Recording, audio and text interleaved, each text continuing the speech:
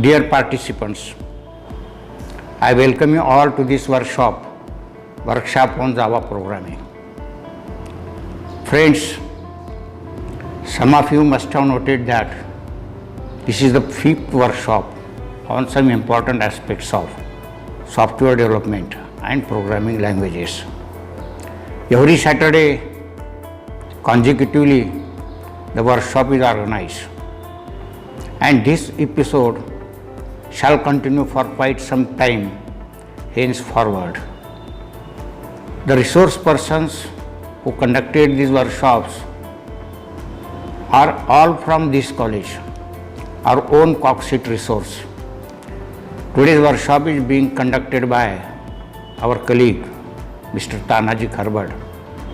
He has been working with us for a little over last 12 years. He is Java certified. He possesses Oracle Certified Associate Programmer certification, formerly Sun certification, and the changeover has taken place because Java has been taken over by Oracle. He has also worked on some commercial projects.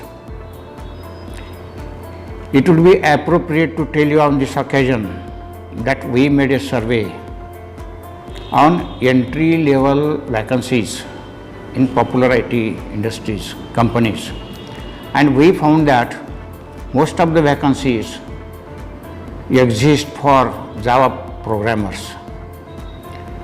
Now it's time for me to be frank with you. I admit that literally I am computer illiterate.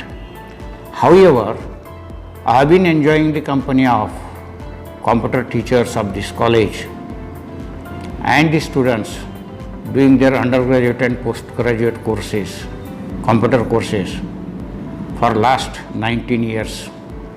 And also I had a privilege to undergo a 15-day computer training at Nagpur, VNIT. Then it was VREC in 1985. It was our resource center. We were introduced to BASIC, COBOL, Fortran, Pascal, etc. And these names perhaps many of you don't know. I remember further that simple programming basic language was also taught there. Now we seldom make mention of COBOL, Pascal, Fortran, etc. Today we speak of C, CPP and Java, etc. Similar to the development of any scientific theory, computer programming languages are developed and designed, taking into account the need and the limitations set by different languages. Once upon a time, C language was very much popular with the programmers, but the programs were quite big and lengthy. This posed difficulty in program coding. To reduce the program into smaller units, that is autonomous modules, that is to make it object oriented, CPP was designed. CPP is descendant of C. Again, CPP has its own limitations.